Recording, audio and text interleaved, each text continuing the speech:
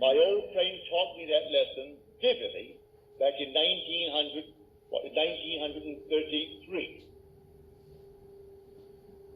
There was a deep depression in this land. Many of you are too young to remember it, but I am almost now 67. I went through the deep depression back in New York City. I was a dancer, and who would pay a dancer when they couldn't eat? All the theaters were closed. I don't think more than 3 theaters out of 50 were open in Times Square. So who wanted the dancer? I would have danced for anything, for a meal, and no one wanted to pay a dancer. So what would I do? I wanted to go to my little island called Barbados, and I had no money, but when I said no money, I mean no money. Not just a little bit, but none.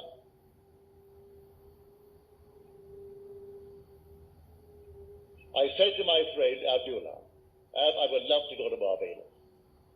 He said to me, you are in Barbados. I said, I am in Barbados? He said, yes, you are now in Barbados.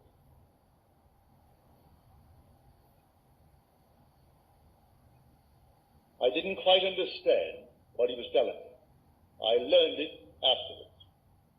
He was telling me that if I want something, I must now, at that moment that I want it, assume that I have it.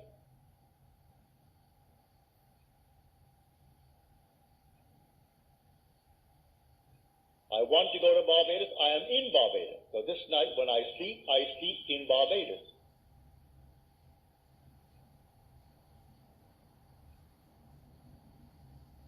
How? In my imagination.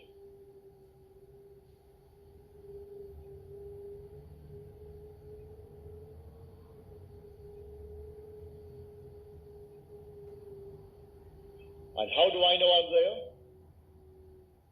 Think of New York City, where physically I'm sleeping, and see it to my north, 2,000 miles, northwest of where I am in Barbados.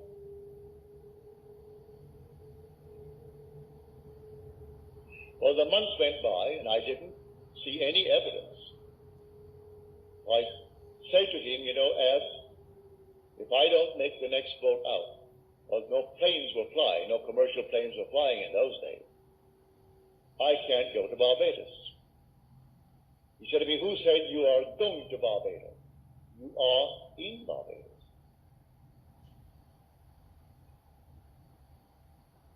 We can't discuss how you're going to Barbados when you are already in Barbados.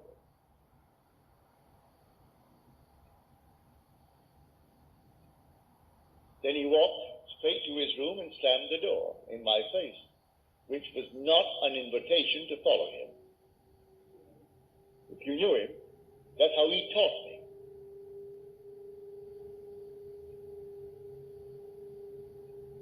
I am asleep as though I am in Barbados. And when I went to bed, though in New York City, I had assumed that I am actually in Barbados and see New York City not under me, but to the north of me, 2,000 miles. And I woke within 48 hours after that moment, and under my door was a letter from my brother Victor.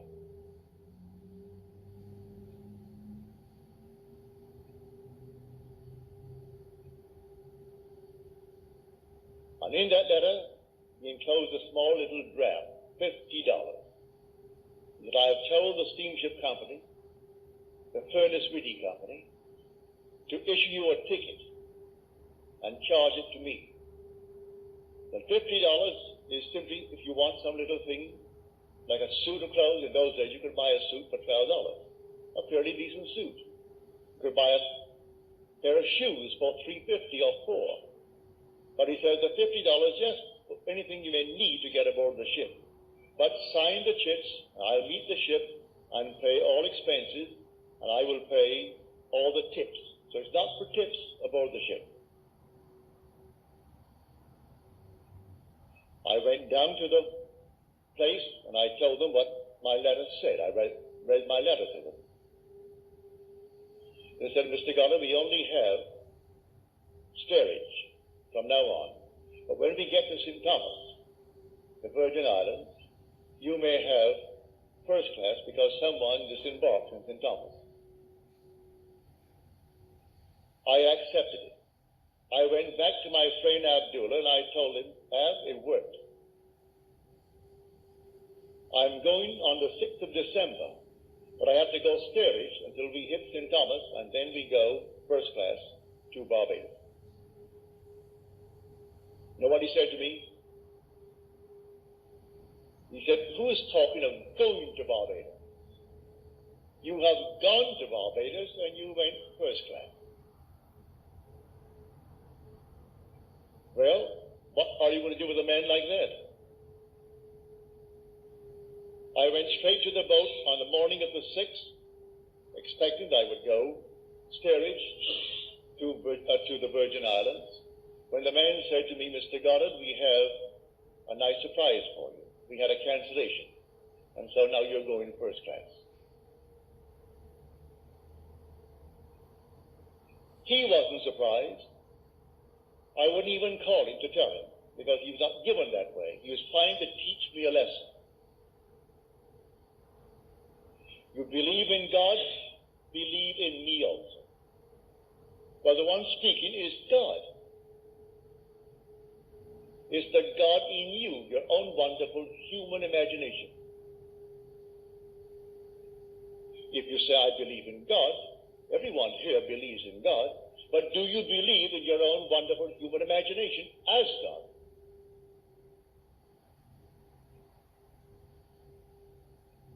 If the word God conveys the sense of an existent something outside of you, you have the wrong God.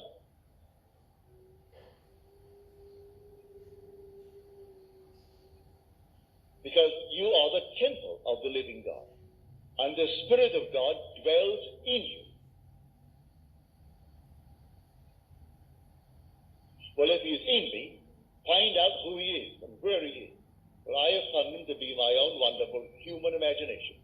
That's the God in me. It's the God in you. And may I tell you, he cannot fail. He will not fail. But here, on this level, we are the operant power when it comes to the law. When it comes to the promise, that is coming regardless of the life we live in this world.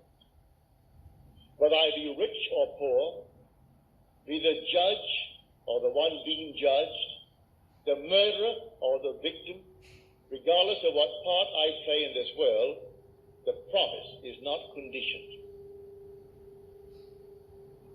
It is unconditioned.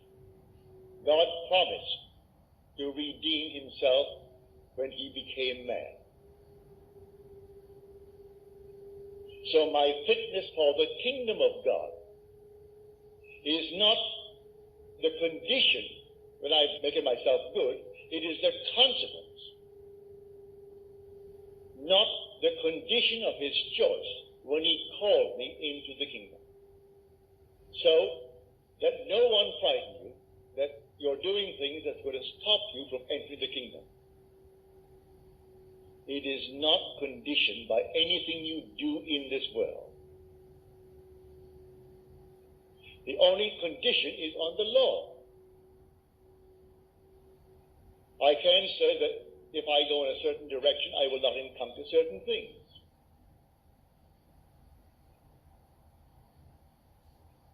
If I dare to assume that I am what I want to be, and I am faithful to that assumption, it will come to pass.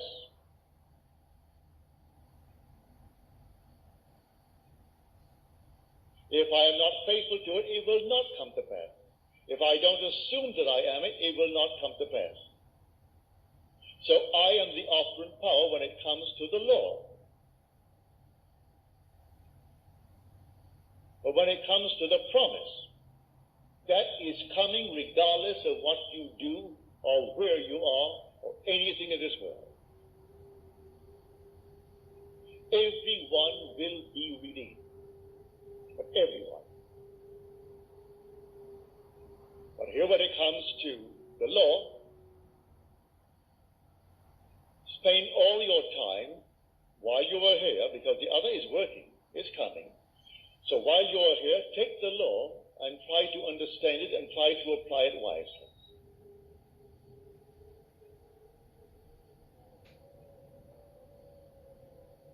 Why not live well?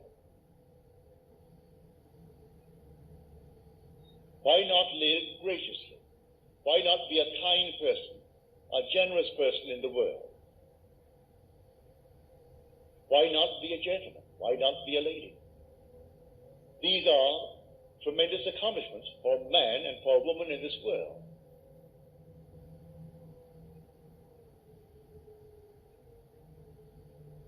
So I say to everyone, while you are here, find out what the law is all about. Because you can't deceive yourself, because the law will not allow you to. As you reap the things of this world, you may deny that you planted them. But it couldn't happen by accident.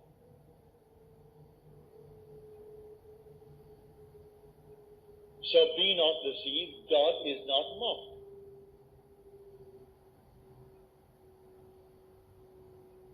For as a man sows, so shall he reap. And he's reaping everything morning, noon, and night.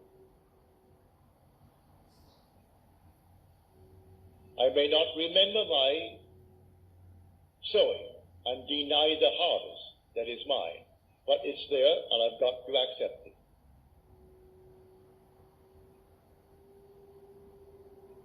Let me now try to remember, when did I plant this? Maybe I can't bring it back. We have very short and faulty memories, and I can't quite remember when I planted that seed.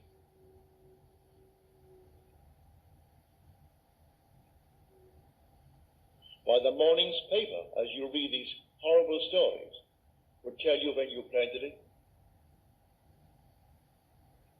You do not know the characters spoken of in the paper, yet you react. And that reaction was in itself the planting of the seed. You pass judgment on those that you read about.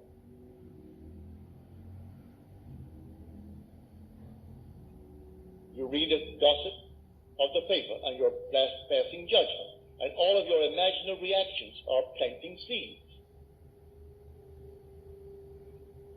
Instead of spending your wonderful time on investing it by, say, reading the Bible or reading a poem, read something that is altogether lovely, we spend our time on the paper or the radio bulletin or the TV. And all day long we're simply putting into our mind ideas that must come to harvest. And when they come, we deny that we planted them.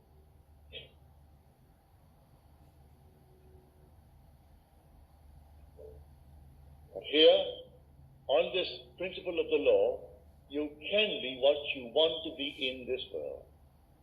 I don't care what the world will tell you. You can start from scratch.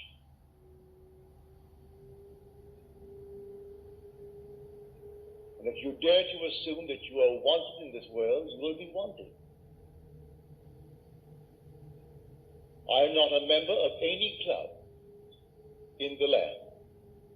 And yet, here I am an American citizen today by adoption.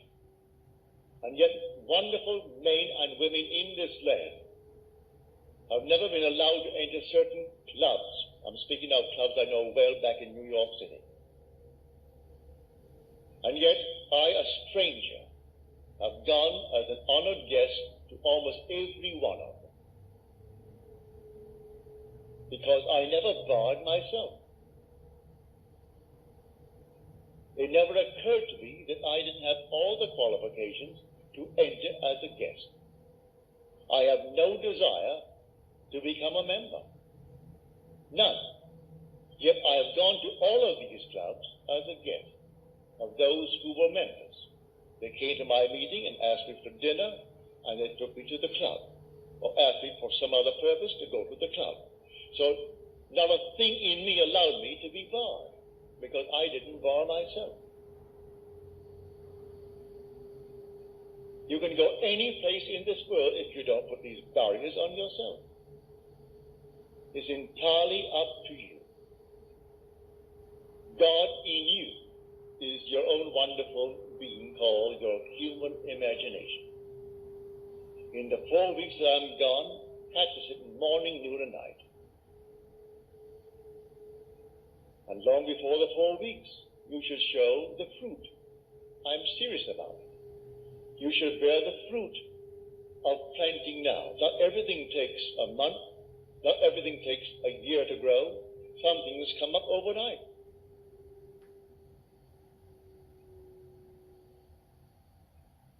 And you can plant it now, this very moment, by daring to believe that you are what at the moment reason denies and your senses deny.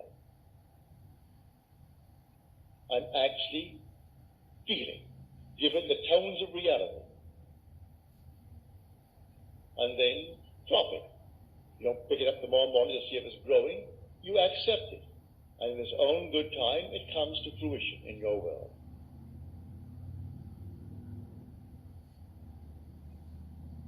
That is the law.